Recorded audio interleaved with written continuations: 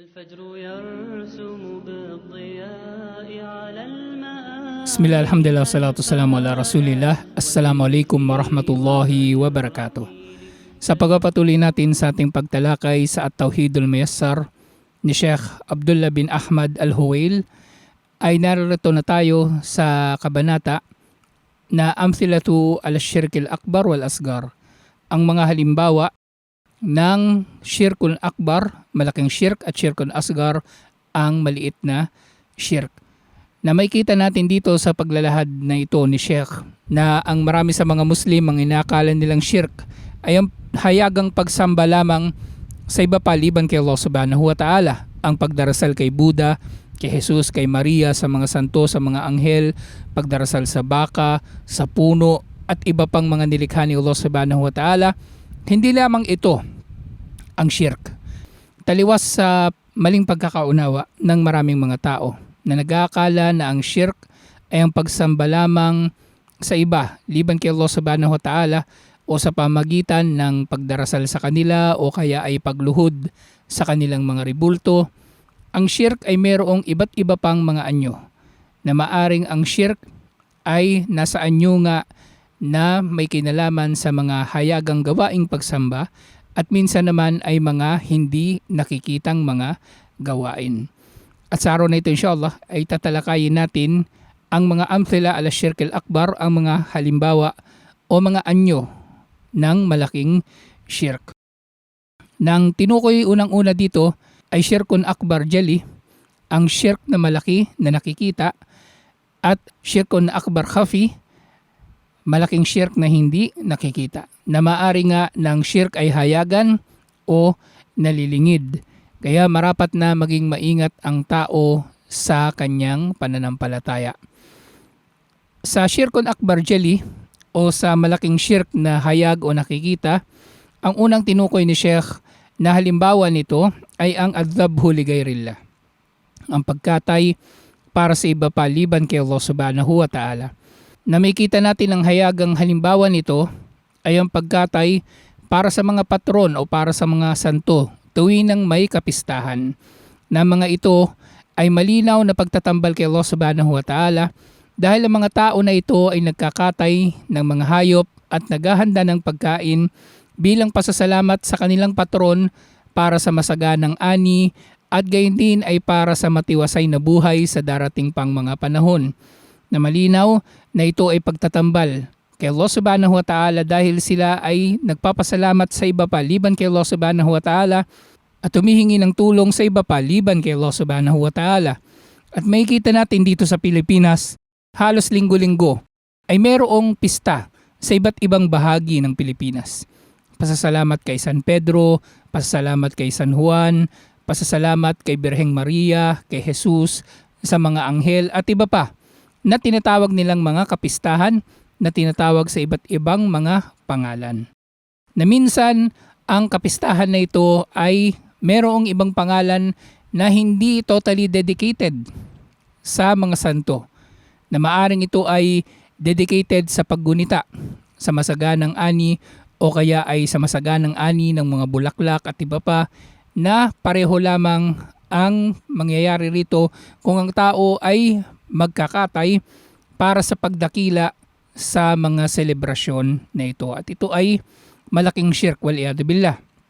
At hindi lamang pagkatay ang problema rito, pati ang pagkain ng hayop na kinatay para sa mga selebrasyon na ito ay pinagbabawal din. Dahil katulad ng tinukoy ni Allah subhanahu wa ta'ala sa iba't ibang mga aya sa Quran, na ipinagbawal sa atin na kainin ang anumang hayop na kinatay para sa iba pa liban kay Allah subhanahu wa ta'ala. Ang ibig sabihin dito na para sa iba pa liban kay Allah subhanahu wa ta'ala sa pagkakakatay sa kanila, ito ay sa layunin na gawin ang pagkatay na ito bilang pagsamba, bilang pagdakila, bilang pagpapalapit, bilang pasasalamat, bilang pagpapakupkop o paghiling ng magandang kinabukasan sa mga santo na ito na kanilang dinadakila sa kanilang mga araw na ito. Kaya nga, ang mga pagdiriwang sa Islam ay itinuturing na isang uri ng pagsamba. Kaya nga bukod sa Idul Adha at Idul Fitr ay wala nang iba pang selebrasyon ang mga Muslim. Kahit birthday na ang birthday o kaarawan, ito ay selebrasyon ng mga pagano na kanilang ipinagdiriwang dahil inaakala nila o iniisip nila na sa bawat taon na nadaragdag sa buhay ng tao ay napagtatagumpayan niya ang kamatayan. At ang kanyang paghahanda para sa kanyang birthday at pagkakatay ng hayop sa kanyang birthday ay isang selebrasyon sa kanyang tagumpay laban sa kamatayan. At ang mga Muslim ay walang ganitong uri ng doktrina o katuruan. Ito ay katuruan na kamuhi-muhi dahil ito ay katuruan ng pagmamalaki at pagtatambal din kay Allah subhanahu wa ta'ala. Dahil sa mga pagkakataon na ito ng pagdiriwang ng mga kaarawan at sa mapanganib na pagkatay ng hayop para sa kaarawan, ito ay magiging pagtatambal kay Allah subhanahu wa ta'ala dahil sila ay may ikinakabit dito ng mga paniniwala na kailangan na masagana ang kanilang kaarawan nang sa gayon ay maging masagana rin ang kanilang natitira pang mga taon sa kanilang mga buhay. At ito ay isang paniniwala na may pagtatambal kay Allah subhanahu wa ta'ala at may halong iba't ibang mga pamahiin at iba't ibang mga maling paniniwala. Kung ito ay kaarawan ng Muslim ay sapat nang maituring na ito ay masama. Paano pa kaya ang Muslim na nakikiisa sa mga selebrasyon na siya ay nagkakatay para sa Pasko, para sa New Year, para sa iba pang mga pagkatay sa ngalan ng iba paliban kay Allah subhanahu wa ta'ala. Isa pa sa mga anyo ng pagkatay para sa iba paliban kay Allah subhanahu wa ta'ala ay ang pagkatay ng hayop para sa mga engkanto.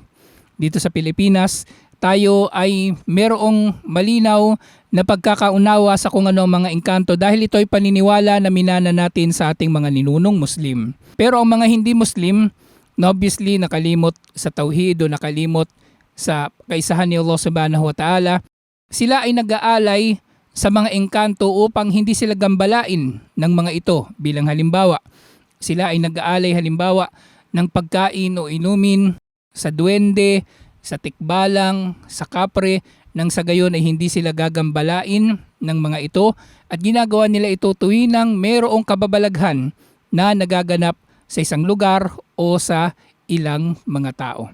Na sa ilang piling pagkakataon pa nga, sila ay nagkakatay para sa mga ito nang sa gayon ay malulugod ang mga ito at ito ay maling layunin sa pagkatay natin ng hayop. Ang mga engkanto ay hindi natin marapat na pagtuunan ng anumang uri ng pagkatay dahil ang pagkatay ay para lamang kay Allah subhanahu wa ta'ala.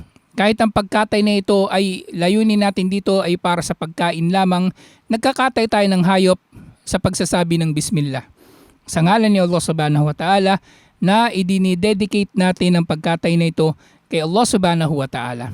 At hindi sa pagkatay na ito ay tinutuon natin ng pagkatay na ito ay para sa isang makabuluhan at pinahintulutang dahilan upang makakain.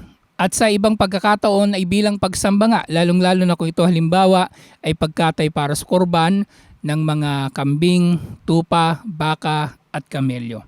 Pero ang pagkatay ng hayop para sa engkanto ito ay malinaw na pagtatambal kay Allah subhanahu wa ta'ala dahil ang tao sa pagkakataong ito ay naghahangad ng kaluguran ng engkanto liban pa kay Allah subhanahu wa ta'ala at naghahangad ng kabutihan mula sa kanila.